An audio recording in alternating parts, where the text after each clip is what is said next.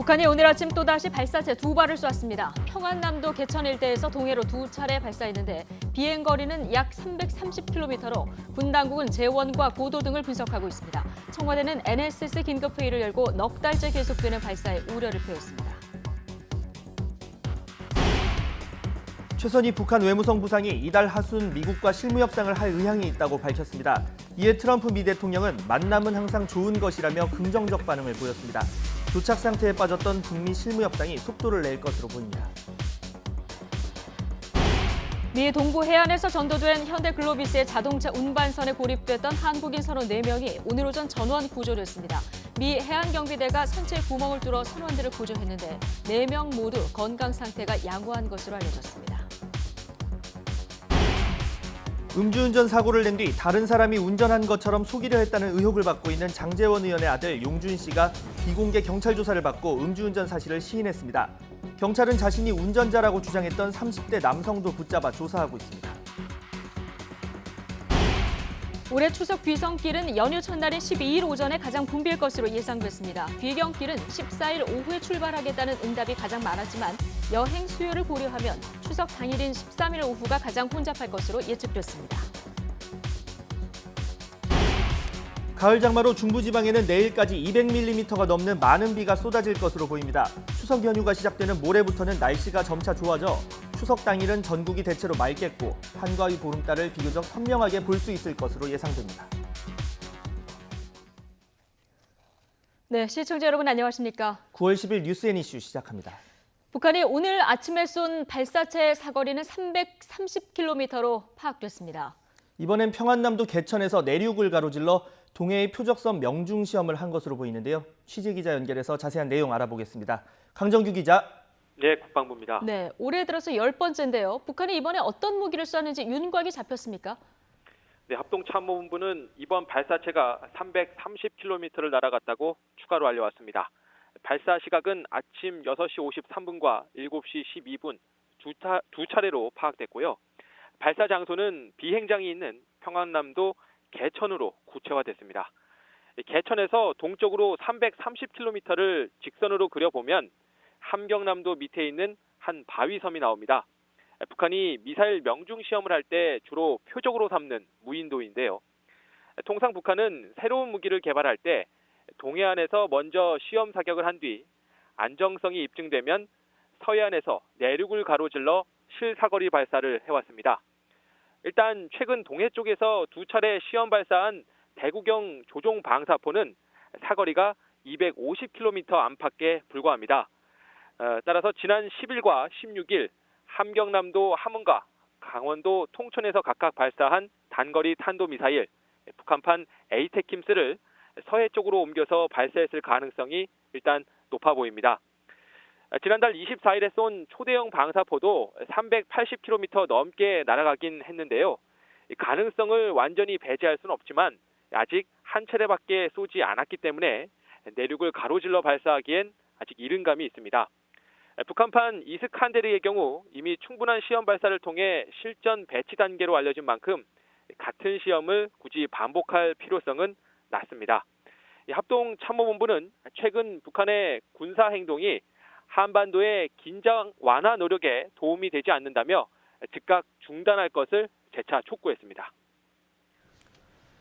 네, 북한이 어젯밤이죠. 최선희 외무성 제1부상이 대화를 미국 측에 언급한 뒤에 또 이렇게 곧바로 발사에 나선 의도 뭐라고 봐야 할까요? 네, 북한의 정권 수립 기념일인 어제 최선희 북한 외무성 제1부상 명의의 담화가 밤늦게 나왔습니다. 아마도 워싱턴과의 시차를 고려한 것으로 보이는데요. 최 부상은 담화에서 이번 달 하순쯤 비핵화 실무 협상을 할 의향이 있다며 미국을 향해 새로운 계산법을 들고 나오라고 촉구했습니다. 이어 만일 이번에도 미국이 낡은 각본을 만지작거린다면 북미 사이의 거래는 막을 내리게 될 수도 있다고 엄포를 놓기도 했는데요. 이런 대화 손짓에 이어 나온 북한의 군사 행동은 미국의 태도 변화를 압박하려는 의도로 풀이됩니다. 이번 실무 협상마저 무산되면 미국이 대선 국면으로 접어들어 비핵화 대화에 집중하기 어려운 상황인데요. 북한은 오히려 이 점을 역이용해서 대화에 실패하면 앞으로 중거리 미사일 이상의 도발로 트럼프 대통령의 선거를 어렵게 할 수 있다. 이런 경고 신호를 보내려 한 것으로 보입니다. 바꿔 말하면 그만큼 북한의 절박함을 드러낸 것으로도 풀이됩니다. 지금까지 국방부에서 전해드렸습니다. 네, 이 같은 북한의 단거리 발사체 발사에 대해서 청와대는 정의용 국가안보실장 주재로 국가안전보장회의 NSC 상임위원회 긴급회의를 열었습니다. 상임위는 북한이 지난 5월 이후 단거리 발사체 발사를 계속하고 있는 데 대해서 강한 우려를 표명했습니다. 상임위는 또 북한의 발사체 발사에 따른 한반도의 전반적인 군사안보 상황을 점검했다고 밝혔습니다. 오늘 회의는 국가지도 통신망을 통해서 화상으로 열렸습니다. 네, 앞서 전해드린 대로 북한은 이번 달 하순에 대화하자 이런 제안을 미국 측에 했습니다. 북한의 제안에 트럼프 미국 대통령이 긍정적인 반응을 보였습니다. 트럼프 대통령은 만남은 항상 좋은 것이라고 화답했는데 북미 실무 협상이 이르면 이달 안에 성사될 가능성이 한층 커진 것으로 분석되고 있습니다. 황보선 기자가 보도합니다.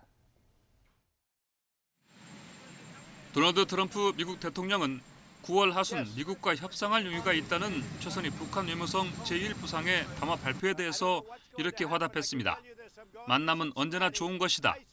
무슨 일이 일어날지 지켜볼 것이다.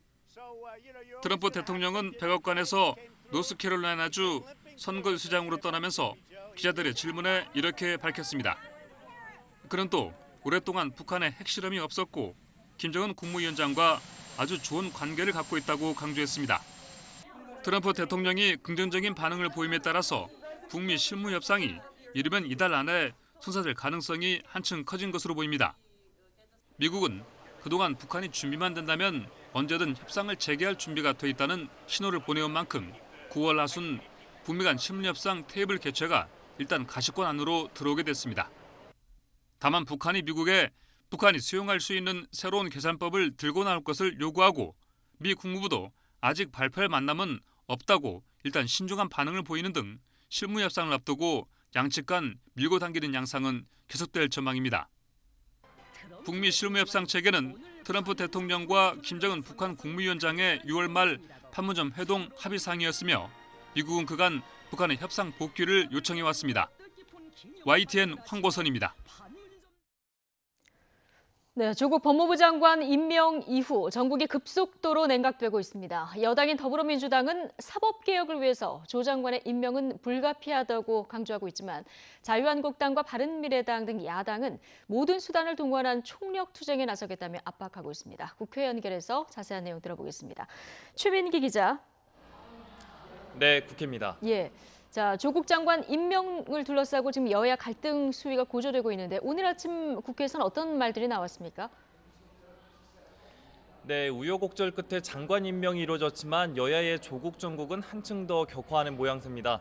이 정의당을 제외한 야당의 반발 속에 여당이 적극 진화에 나서는 형국입니다. 이 더불어민주당은 조국 장관 임명은 대통령이 이번 사안을 의혹으로 판단하지 않고 권력기관 개혁이라는 시대정신으로 판단한 것이라고 평가했습니다. 민주당 이인영 원내대표는 사법개혁 전반과 관련해 법무행정 소임에 전력을 다해달라며 이 조국 장관 임명에 힘을 실었습니다. 또 최근 검찰의 피의사실 공표 논란을 거론하며 검찰개혁 필요성과 야당의 무리한 의혹 제기는 정쟁이라는 점을 거듭 강조했습니다. 그러나 자유한국당은 특권과 반칙, 불공정의 화신을 법무부 장관에 안쳤다며 맹공을 퍼부었습니다. 한국당 황교안 대표는 오늘 긴급 기자회견을 자청해 조국 장관 파면과 자유민주주의 회복을 위한 국민연대를 제안한다며 이 반조국 세력 결집을 통한 강력한 투쟁 전개 방침을 밝혔습니다. 황 대표는 이후 바른미래당 손학규 대표와 민주평화당 정동영 대표를 찾아가 연대를 모색하기도 했는데요. 이에 앞서 손 대표도 기자회견을 열어 정부 도덕성에 씻을 수 없는 흠집을 남긴 것이라며 대통령이 조국 장관 임명을 철회해달라고 비판의 목소리를 높였습니다. 그러면서 대통령이 결단할 때까지 매주 토요일 촛불 집회를 열겠다고도 강조했습니다. 또 바른미래당 오신하 원내대표도 원내대표단을 이끌고 청와대를 찾아 임명 규탄 현장 의원총회를 여는 등 전국 후폭풍이 걷잡을 수 없이 커지는 모양새입니다. 지금까지 국회에서 YTN 최민기입니다. 네, 조국 법무부 장관이 공식 임명된 어제 부인인 정경심 동양대 교수가 페이스북 계정을 만들어서 자신을 둘러싼 의혹을 적극적으로 해명하고 나섰습니다. 정 교수는 우선 가족펀드 투자사로부터 매달 고문료를 받았다는 보도와 관련해 영문학자로서 어학사업 관련 자문위원으로 활동했을 뿐 펀드 운영사와 계열사 등 운영에는 관여하지 않았다고 설명했습니다. 또 검찰이 정 교수의 사무실을 압수수색하기 전 서류 뭉치를 들고 나갔다는 보도에 대해서는 지난 학기 수업 자료일 뿐 수사 중인 사안과는 관련이 없다고 선을 그었습니다. 정 교수는 또 다른 글을 통해 딸에게 주기 위해 총장 표창장을 위조했다는 의혹과 관련해 압수된 피스에서 나오는 것으로 알려진 총장 직인 그림 파일은 업무 수행 과정에서 저장된 것으로 추정한다며 정확한 경위나 진위는 알지 못한다고 밝혔습니다.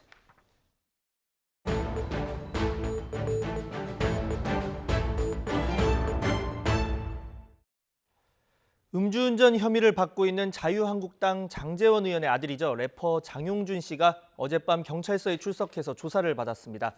장 씨의 음주운전을 둘러싼 논란이 지금 한두 가지가 아닌데요. 취재 기자 연결해서 하나하나 살펴보겠습니다. 김우준 기자. 네, 사회부입니다. 네, 밤사이 새로 들어온 소식부터 이야기를 나눠보겠습니다. 장용준 씨가 경찰에 출석했다고요? 네, 그렇습니다. 서울 마포경찰서는 어제 저녁 장용준 씨를 소환 조사했고 자정쯤 귀가 조차했다고 밝혔습니다. 장 씨의 소환 조사는 음주운전 혐의로 장 씨가 경찰에 입건된 지 이틀 만입니다. 경찰은 피해자인 오토바이 운전자도 같이 불러 조사한 것으로 알려졌습니다. 장 씨에 관한 조사는 철저히 비공개로 이루어졌습니다. 경찰은 이번 소환 조사에서 장 씨가 자신의 음주운전 사실을 시인했다고 전했습니다. 앞서 장 씨는 지난 7일 서울 마포구에서 음주운전 사고를 낸 뒤 자신이 아닌 30대 남성인 제3자가 운전했다고 진술한 바 있습니다. 이번 경찰 소환 조사에서 자신의 초기 진술을 바꾸고 음주운전 사실을 인정한 겁니다. 자, 장 씨의 사고 당시 CCTV 영상도 공개가 됐는데 어떤 내용이 담겼습니까? 네, 그렇습니다. 어제 장 씨의 음주운전 당시 CCTV 영상이 공개됐습니다. CCTV 영상에는 오토바이 한 대가 먼저 지나가고 그 뒤로 장 씨의 흰색 벤츠 차량이 빠른 속도로 달리는 모습이 그대로 찍혀 있습니다. 당시 장 씨의 혈중 알코올 농도는 0.12%로 면허 취소 수준의 만취 상태였습니다. 술에 완전히 취한 상태에서 운전대를 잡은 장 씨는 앞서 가던 음식 배달 오토바이를 그대로 들이받은 겁니다. 피해자 오토바이 운전자는 사고 직후 뒤에서 다른 차량이 치고 도망갔다고 신고한 것으로 알려졌습니다. 자, 사고 이후 행적에 대한 논란이 이어지고 있습니다. 피해자와 합의를 시도한 건 그렇다 치더라도 아버지가 국회의원이었다는 점을 강조하거나 심지어 운전자를 바꾸려 했다. 이런 부분은 비판의 대상이 되고 있죠.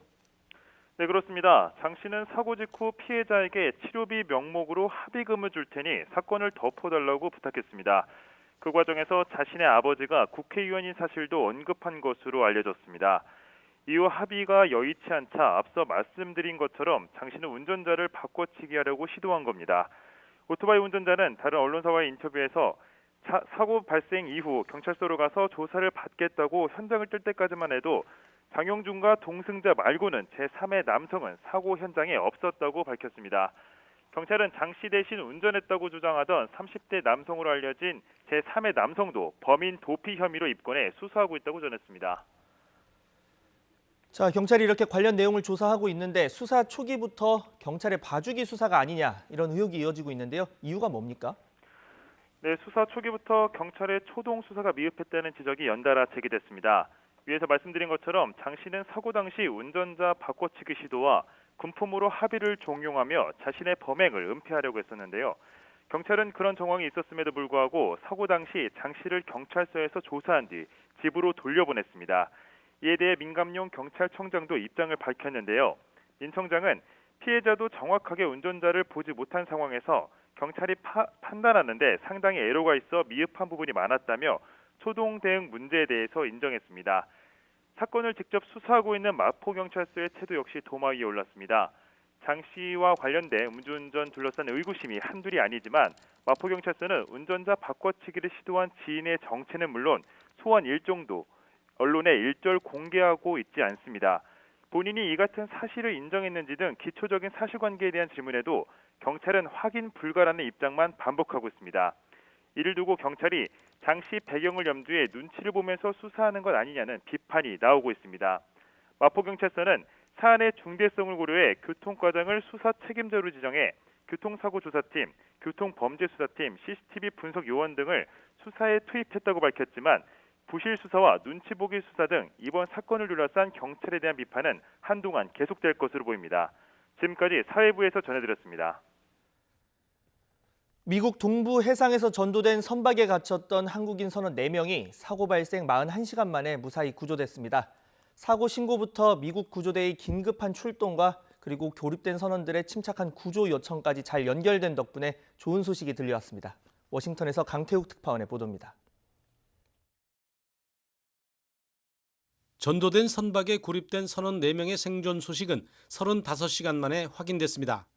구조에 나선 미국 해안경비대가 선체를 두드리면서 진행한 탐색 작업 중 안에서 화답한 겁니다. 먼저 선체를 고정하는 작업이 마무리된 뒤 구조대는 본격적인 구조 작업에 나설 수 있었습니다.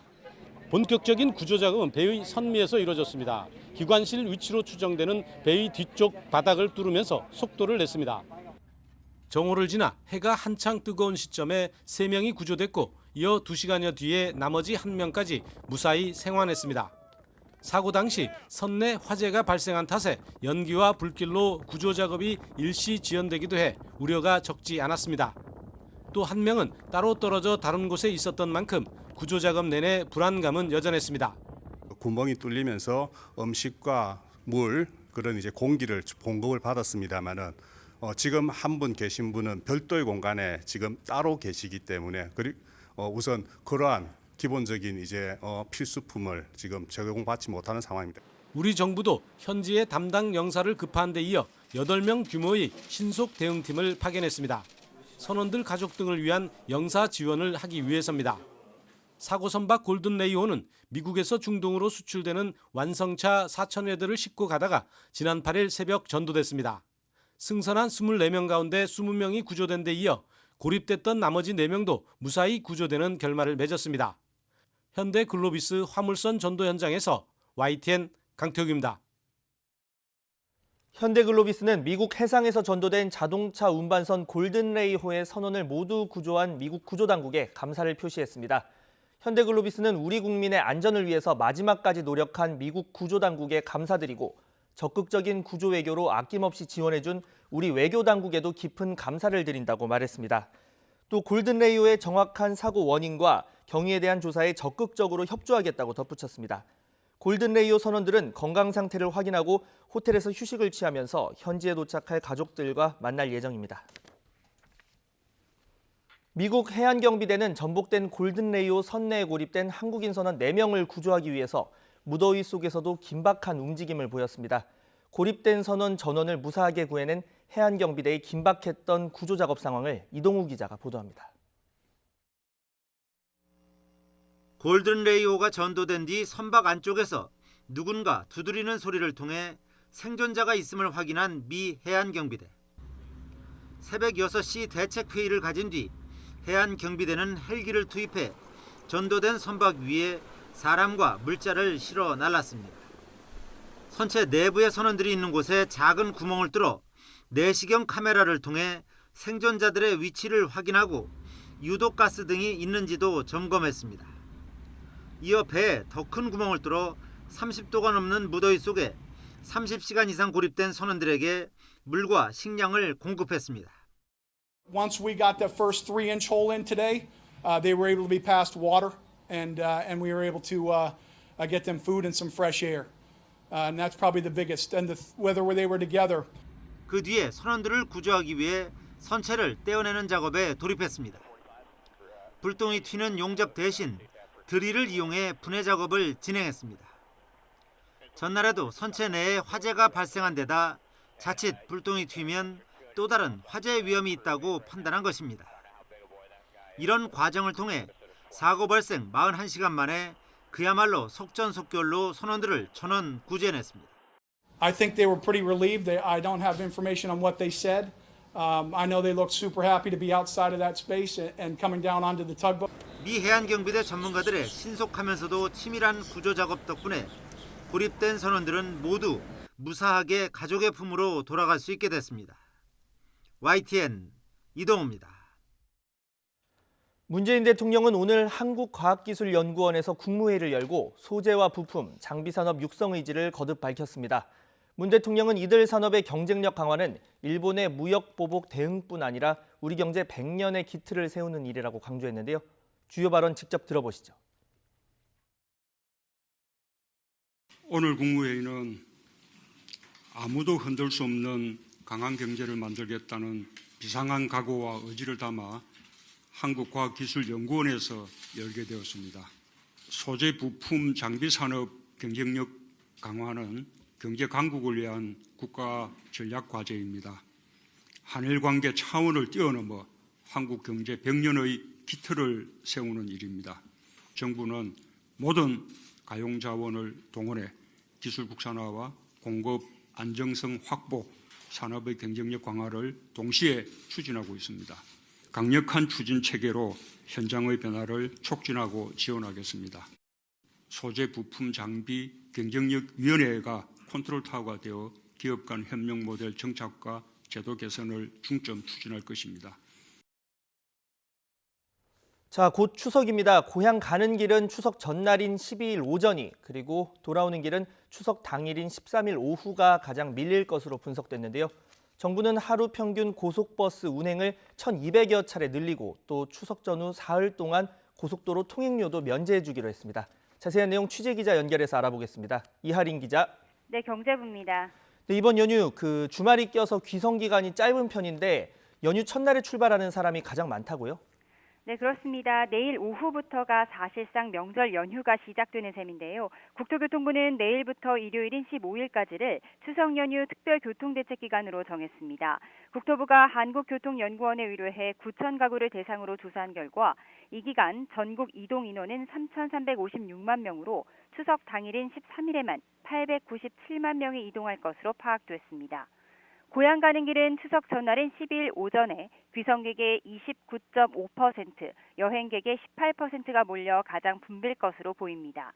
돌아오는 길은 귀경객의 25.4%가 14일 오후에 출발하겠다고 답해 가장 많았지만 여행 수요까지 고려하면 추석 당일인 14일 오후가 가장 혼잡할 것으로 예상됩니다. 귀성길 예상 소요 시간 보겠습니다. 서울에서 대전까지 4시간 40분, 부산 8시간 반, 광주까지 7시간 10분가량인데요. 귀성 기간이 지난해보다 하루 짧아서 시간도 최대 1시간 50분 늘어났습니다. 귀경길은 대전에서 서울까지 4시간 20분, 부산에서 서울이 8시간 반 걸릴 것으로 추산됐습니다.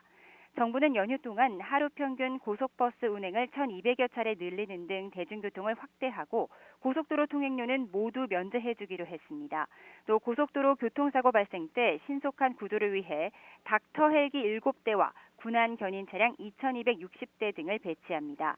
이와 함께 몰래카메라 근절을 위해 고속도로 휴게소 화장실과 수유실 등을 매일 점검하고 한국도로공사가 관리하는 모든 휴게소와 졸음쉼터에서 와이파이를 무료로 제공하기로 했습니다. 지금까지 경제부에서 전해드렸습니다. 네, 가을 장마가 계속되며 중부지방에는 내일까지 200mm가 넘는 호우가 쏟아질 것으로 보입니다. 이번 추석 연휴에도 초반과 후반에 비 예보가 있지만 추석 당일에는 날씨가 쾌청할 것이란 전망입니다. 취재 기자 연결해서 가을 장마 그리고 추석 연휴 날씨 전망해 보겠습니다. 정혜훈 기자. 네, 기상팀입니다. 네, 일단 내일까지 꽤 많은 비가 내리는군요. 네, 추석을 앞두고 가을 장마로 인한 호우가 쏟아지고 있습니다. 북쪽 찬 고기압과 남쪽의 뜨거운 고기압이 부딪히면서 중부지방에 강한 비구름이 형성되고 있기 때문인데요. 밤사이에도 경기 서해안과 경기 북부에 호우특보가 내려진 가운데 시간당 20에서 30mm의 강한 비가 내렸습니다. 지금은 비구름이 북한으로 올라가며 잠시 소강 상태에 들었지만 안심할 상황은 아닙니다. 오후부터 비구름이 다시 남하하면서 내일까지 중부지방에 다시 국지성 호우가 쏟아질 것으로 보입니다. 기상청은 수도권과 영서지방에는 200mm가 넘는 큰 비가 더 내리겠다며 주의를 당부했습니다. 추석 연휴가 시작되는 모레는 오전까지 충청과 호남 지방에 비가 내리다 점차 개겠습니다. 따라서 귀성길에 큰 불편은 없겠고요. 추석 당일에는 전국이 쾌청해 한가위 보름달을 선명하게 볼 수 있겠습니다. 하지만 토요일과 일요일에는 다시 비 예보가 있습니다. 토요일 오후에는 수도권과 영서지방에, 일요일에는 영동지방에 비가 내릴 전망입니다. 하지만 비의 양이 적어 교통에 지장을 주지는 않겠고 해상의 물결도 비교적 잔잔해 섬 지역 오가는 길에도 문제가 되지는 않을 전망입니다. 지금까지 YTN 정혜윤입니다.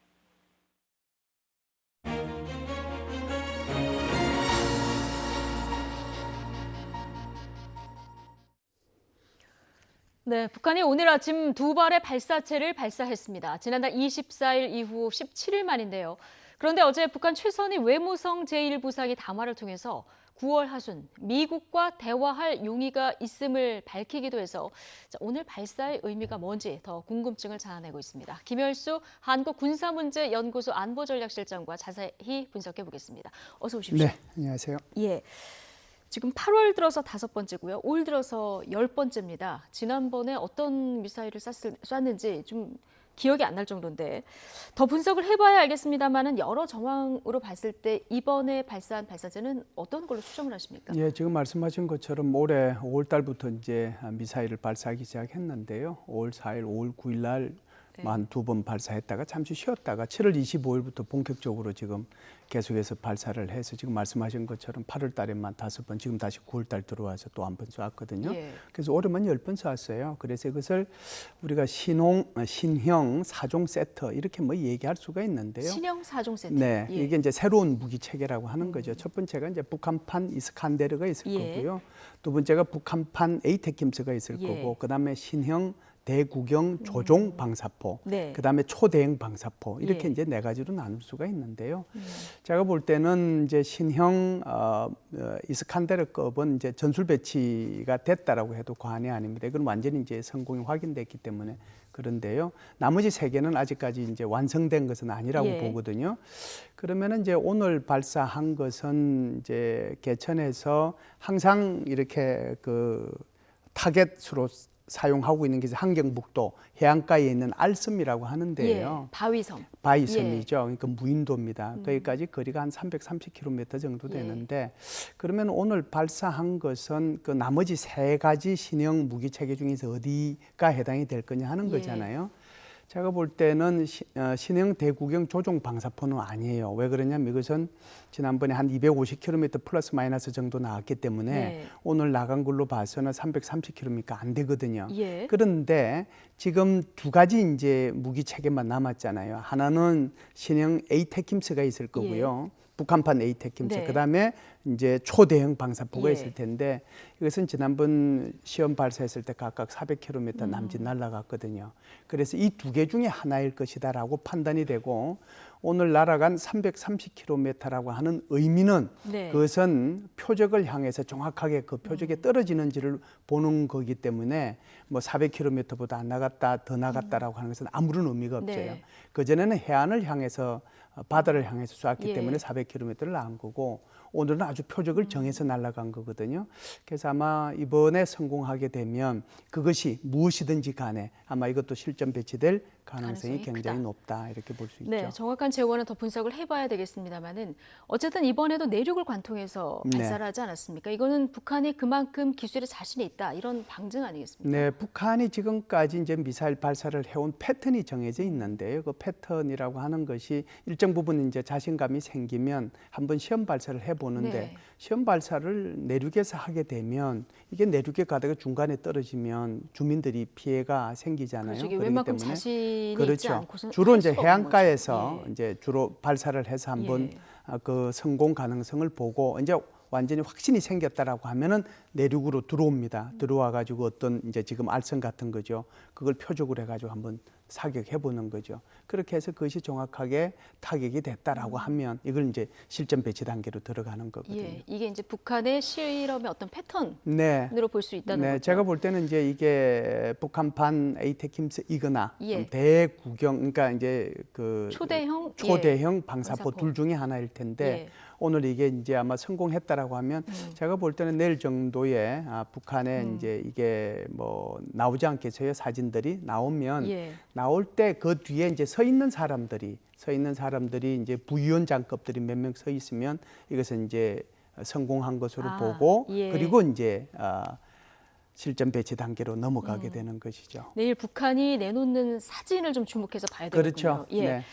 어제가 북한 정권 수립일 9.9절이었습니다. 네. 그리고 어젯밤 늦게 최선희 외무성 제1부상이 9월 하순에 대화하자 미국이 이런 제안을 내놨어요. 네. 그런데 몇 시간 안 돼서 이렇게 북한이 또 발사체를 발사하지 네. 않았습니까?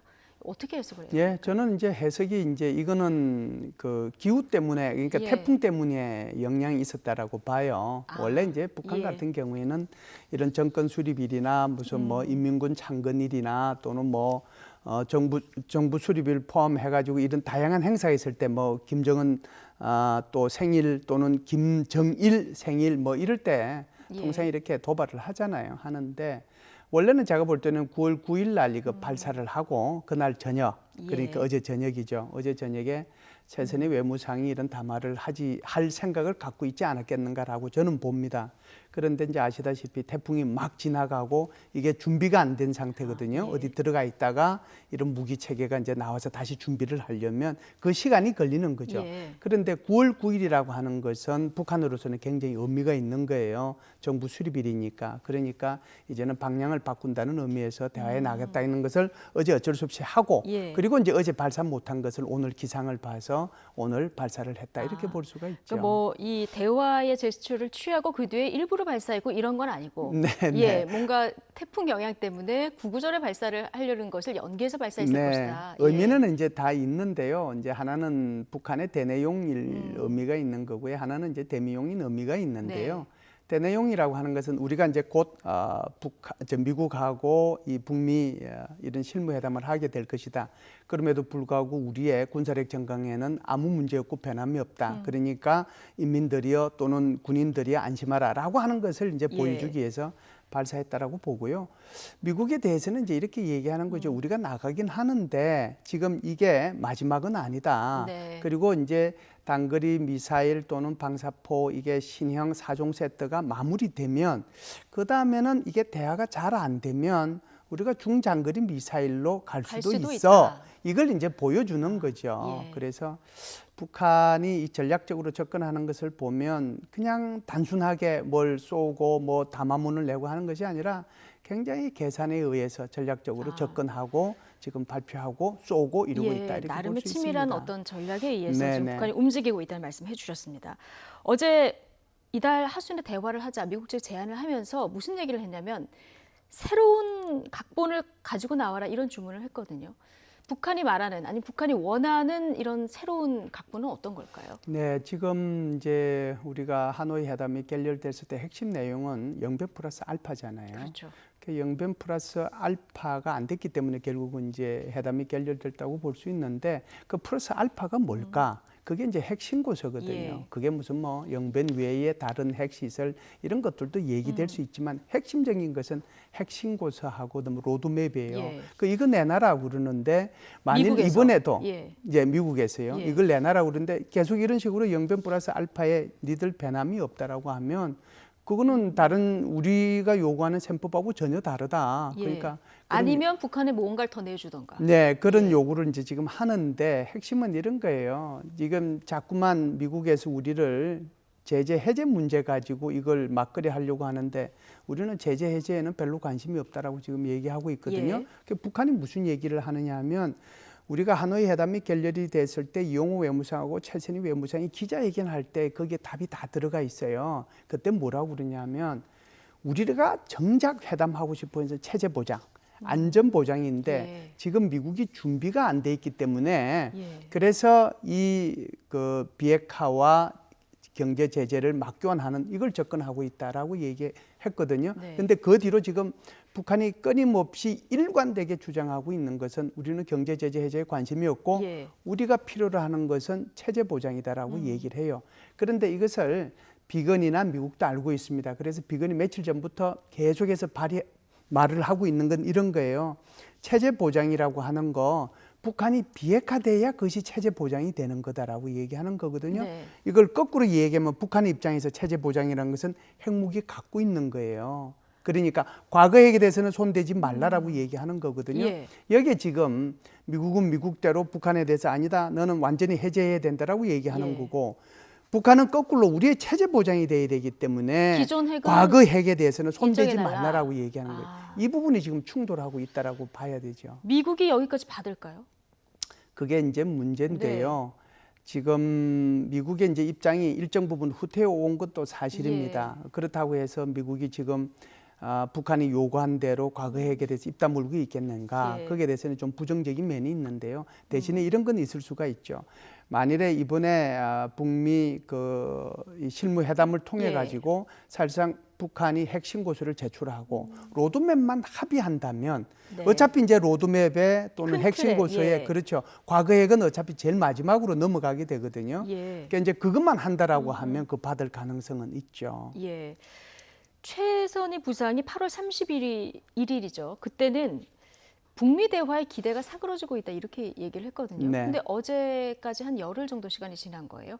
그 사이에 이렇게 입장이 바뀐 데는 어떤 영향이 있었다고 그 사이에 입장이 바뀐 데는 여러 가지 이유가 있는데요. 첫 번째 미 가장 국무부에 가장 중요한 것은 비건이 미시간 대학교에서 강연을 했잖아요. 강연을 하면서 키신저의 얘기를 하는데 키신저의 얘기의 핵심이 뭐냐면 만일 북한의 비핵화가 실패한다면 동아시아에서 이게 핵심은 이제 한국과 일본이죠. 한국의 핵무장은 필연적이다라고 하는 거거든요. 그래서 그런 일이 일어날 수 있다라고 이제 얘기한 것이 아마 제가 볼 때는 북한에 대한 경고보다는 오히려 중국에 대한 경고가 훨씬 더 크지 않았을까. 그래서 아마 중국이 이번에 더 움직였을 거라는 그런 생각이 들고요. 폼페오 국무부 장관도 한마디를 더 거들었습니다. 뭐라고 그러냐면 지금 비핵화 회담에 안 나온다면 우리 트럼프 대통령이 굉장히 실망할 거다. 며칠이나 몇 주 내에 나와라라고 얘기했고요. 그다음에 이제 다음 주 화요일 되면은 유엔 총회에서 정기 총회가 이제 시작이 되잖아요. 아마 17일일 텐데요. 그때에 미 국무부가 이 북한에 대해서 어떤 제재를 취할 수 있는 어떤 것을 하겠다라고 지금 계속 언지를 했거든요. 이게 있고 마지막 하나가 의회의 그 도움인데 의회에서도 지금 비건 대표가 미시간에서 얘기하는 그 날짜에 발표한 의회 조사 보고서가 있습니다. CRS라고 그 의회 조사 보고서에서 만일에 미국에 대한 핵 신뢰가 한국과 일본으로부터 잃게 된다면 그 나라들도 핵무장의 길로 가게 될 것이다. 똑같은 말이잖아요. 그래서 이 네 가지가 아마 북한으로 하여금 한 10일 사이에 생각을 바꾸게 만드는 그런 계기가 되지 않았는가라고 보고요. 여기에 중국의 압박도 꽤 있었으리라고 생각을 합니다. 어쨌든 트럼프 대통령이 최선희 부상의 담화에 대해서 만나면 좋은 것이다 얘기를 했습니다. 실제로 9월 하순에 북미 실무 접촉 혹은 대화가 이루어질 가능성 있다고 보십니까? 제가 이제 그 전에 나와서도 우리 김영하고 같이 이렇게 대담을 하면서 말씀드린 게 아마 북미 실무회담은 9월 달에 추석 끝나고 아마 할 거다라고 제가 그 말씀을 많이 드렸는데 어찌됐든 뭐 그렇게 지금 되어가고 있죠. 되어가고 있는데 제가 볼 때는 뭐 그 가능성은 거의 뭐 90% 이상은 넘는다라고 생각을 해요. 이제 지금 뭐 돌발 변수가 있을 만한 게 없거든요. 왜 그러냐면 지금 북한에서 당장 뭐 중거리 미사일 쏠고 다니고 핵실험 할 것도 아니에요. 그러면 이게 이제 돌발 변수가 없는 거란 말이죠. 그렇다고 해서 미국이 뭐 있는 것도 아니기 때문에 제가 볼 때는 거의 90% 이상 미국 실무 협상은 9월 말에 있을 가능성이 있다 이렇게 봅니다. 트럼프 대통령 입장에서도 이번 대화 기회를 놓치면 이제 대선 국면에 들어가는 거잖아요. 이렇게 되면은 비핵화 대화에 집중할 수 없는 이런 구도가 되는 거고요. 북한이 이걸 알고 여러 가지 지금 발언도 하고 이렇게 이어가는 걸까요? 짧게 마지막 답변 정확하게 주시죠. 말씀하셨습니다. 북한은 제가 아까도 말씀드렸다시피 최선희의 담화라든지 지금 현재 미사일 쏜 거라든지 이게 굉장히 전략적 생각에 기초하고 이걸 지금 접근하고 있거든요. 그래서 북한으로 봐서는 이 트럼프 대통령의 대선 일정을 자신한테 유리하게 끌고 가기 위한 그런 아마 대화를 하게 될 겁니다. 알겠습니다. 김열수 교수님이 여러 차례 전망을 해주신 대로 9월 하순에 북미 실무 접촉이 이루어지는지 좀 지켜보도록 하죠. 네, 지금까지 얘기 최선희 담화, 다음 날 미사일 발사에 관련한 분석해봤습니다. 오늘 고맙습니다. 감사합니다. 네, 의혹만으로 임명 안 하면 나쁜 선례가 될 것이다. 어제 대통령으로부터 임명장을 받은 조국 법무부 장관, 오늘 처음으로 국무회의에 참석했습니다. 정의당을 제외한 야당의 반발은 거셉니다. 해임 건의, 국정조사, 특검 추진이 본격적으로 논의되는 분위기입니다. 2라운드에 들어간 조국 정국, 대치 상황은 당분간 더 거세질 전망인데요. 잠시 뒤 평론가 두 분과 전망해 보겠습니다. 2부에서 뵙겠습니다.